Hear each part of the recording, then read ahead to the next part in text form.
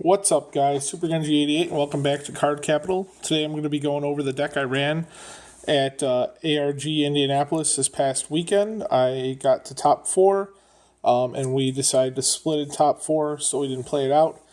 But here's what I did, and I'm also going to go over how I did in the Swiss rounds. So we have our starter, who's Akari. She's GB1. When students in Harmony, you can put her in the soul, choose a card, bounce it, and draw a card. We have the special crit trigger here, which is the cherished phrase, Rina. You put her in the soul when your Vanguard attacks. If you have a grade 3 or greater Vanguard with Loris in her name, then you can pay the cost. If you do draw a card, and your Vanguard gets a plus 5,000 on the turn. And then I run 8 additional crits, so it's 12 crit altogether. There's no need to run anything else in this deck, honestly, other than the 4 heals. For the grade 1 lineup, I run Magical Yell Nina. She is a Soul Blast 2, Unflip 2, Counter Charge when she's placed on rearguard. The deck is kind of Counterblast heavy, so this really helps. The other 2 of is a Sweet Paradise Amanya. I really like this card because it's a GB1 Harmony 10k booster. So putting a lot of work on behind the Vanguard and behind left and right rear guards.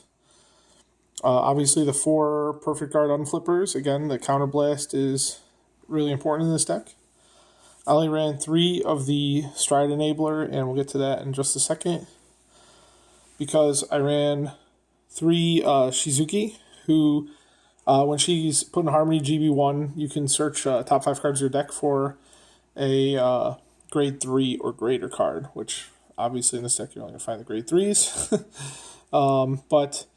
So I didn't feel the need to run more Stride Enablers when I already was searching out grade 3s, thinning the deck. You know, deck thinning is deck winning, right? So, especially in a 12 crit kind of setup. Grade 2s, I have the Ideal Walking Weather Amelia.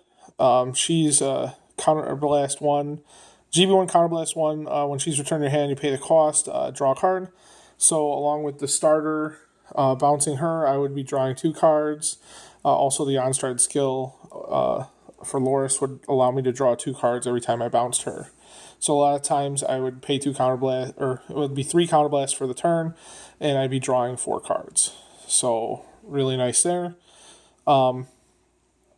Admiral Sparkle, Admired Sparkle Spica is a GB1 Counterblast 1 when it attacks. If it's boosted, you pay the cost to bounce a rear guard, and then you can play it back down, and it gets plus 3,000, so this allows for additional attacks. And then for Unbelievable Girl Potpourri, I am thinking about switching this over to for Amelia. When I built the deck initially, I do like the free effect, but I definitely wasn't getting it off very much. You know, the on hit is just, hard to do. The grade 3 lineup is the 4 Sincere Liddy. She is a Harmony GB1. During this turn, it gets plus 5,000 for each of your units in Harmony. So what I do is I did use this skill, and I wouldn't put anybody behind her, but I would put like my rear guards. We're in Harmony for that turn after I got done bouncing them the last turn, or if I just was especially against like Kagero, like I got units retired, so I was able to call out all new ones and use her skill. So I'd have a 31 K Vanguard because it gets 5,000 for each of the units in Harmony. So 4 units, 20,000. So 31K. I didn't need a booster behind her. Also, her skill when she's placed on Vanguard is a great plus. It definitely helps you after G assisting to play her and get a card back. For 1 Counterblast and a Soul Blast. So, I mean, not bad. The main Vanguard of the deck is the Miracle Voice Loris. The GB2 skill is amazing. Once per turn.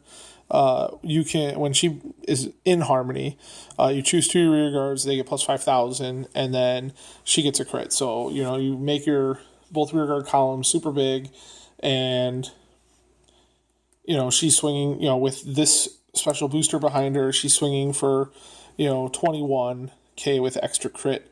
Really good late game finisher. Definitely came in handy. And then she's got the on-stride skill of Counterblast, 1 bounce card, draw. So lots of draw power in this deck. Super good. Now over here, yes, I did run 4 Fluffy Ribbon Simone. Honestly, the card was less than 50 cents. And it's a on-hit skill is, bounce a card, then bounce a rear guard, and play it back down with, play another one down, or the same one down with plus 3,000 until end of turn. That on-hit skill is really good. I obviously never went through 4 of these guys.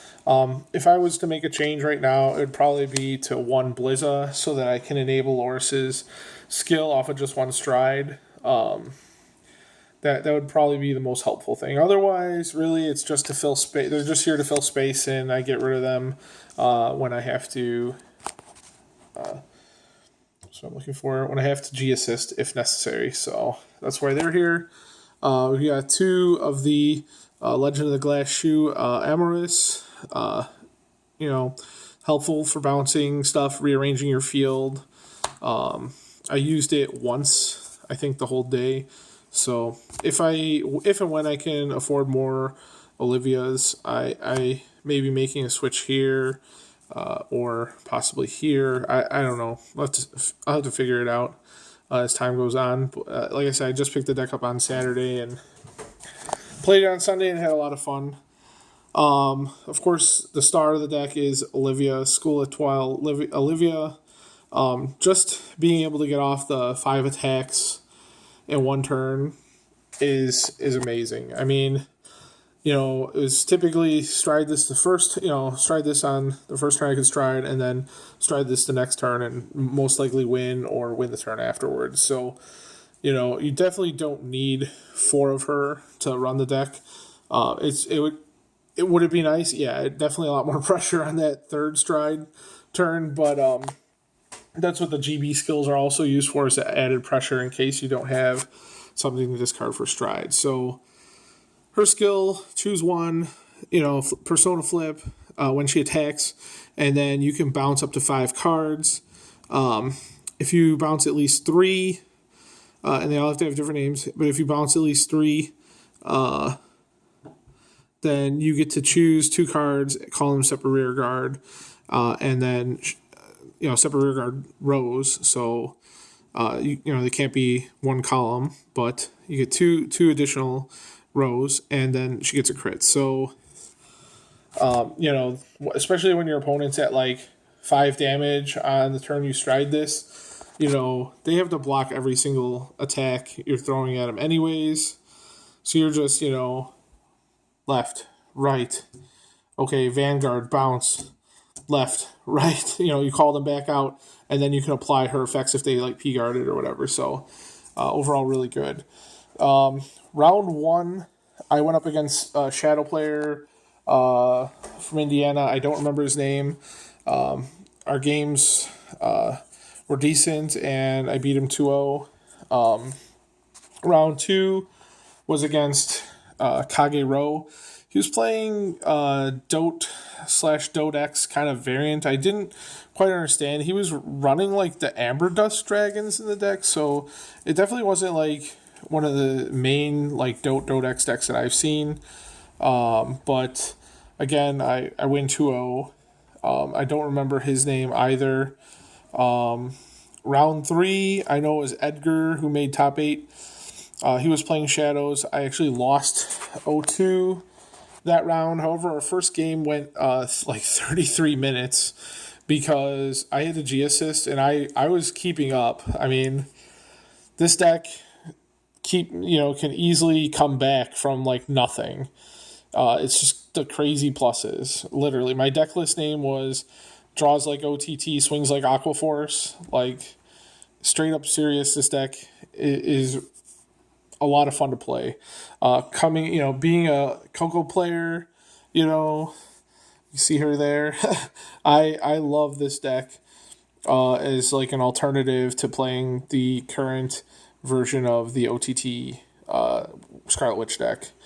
But still, great fun deck. Round 4, I went up against Aquaforce. Funny story, I actually was like looking at the vendor booths and all this other stuff, and the vendor booth, I should say, it's ARG only there. But I'm looking at stuff, and there was no like announcement made that pairings were up. So I turn around after I'm looking at stuff, and everybody's sitting down, and they're like, "Okay, begin." I'm like, "Oh shit, I gotta run over there and find where I'm sitting." So instead of even going to the pairings, I just went to every spot where there wasn't somebody else sitting across from them and looked at the match slip, and sure enough, I found my opponent.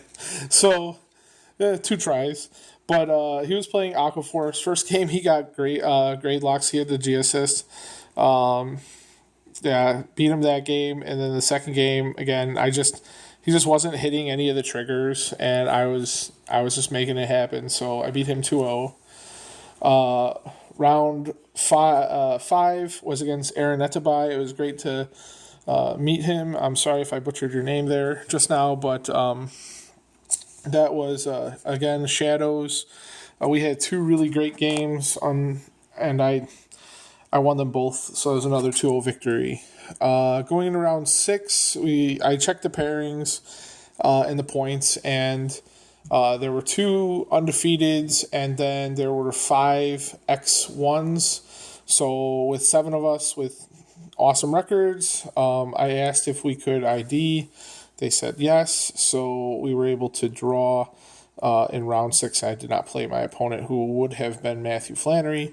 However, as fate had it, I finished 3rd in Swiss, and so I ended up facing Matthew in the top 8. He was playing the Sanctuary Guard, and if any of you watched the stream, I had to read a bunch of cards, because even though I've played against the deck, I don't know what everything does, so we don't have any Sanctuary Guard players at my locals, and there really, honestly, aren't very many Shadow Paladin players. I mean, I'm one of the Shadow Paladin players when I decide to play it, but otherwise we have a lot of Link Joker and Brawlers and Nova stuff at my locals. So in the top 8, we did the feature match, first game I got grade locked, had a G assist. I still won that game, and the second game, he chose, when he went first, he chose not to G assist on the first turn, so he was 0. I went to 1. I just and I called out. I was just aggressive, and when he was counter swinging at me, I just guarded everything early, so I had no hand. But when I went to grade 3, I had like a perfect guard in grade 3 in hand, I believe, and I went to grade 3, didn't care if he did. I was at 1 damage, and just swung in again. I had him at 5. I was at 1. That next turn, he went to grade 3, strode, and just did his thing what Sanctuary Guard does, make lots of attacks with lots of numbers. I soaked up all that damage. I went from 1 to 5, and the next turn I just, again, just went off on him with my stride. He survived that. So then the next turn, I had pitched one of my 3s during guarding, and I couldn't stride. So for some reason, I don't know if you watched the match, I was on Loris, and I thought I had the GB skill, and I remembered, he pointed out, and I remembered, I didn't stride twice. I only did once. So that's where Blizzard would have came in handy, I guess. But, he didn't have the guard, so I hit him, and it was enough to go through, and that was it. That was the win, 2-0 in top 8. So if anyone has any questions about the deck, wants to call me a scrub for only playing 2 Olivias or whatever, feel free to leave comments in the comment section down below. Otherwise, as always, thanks for watching.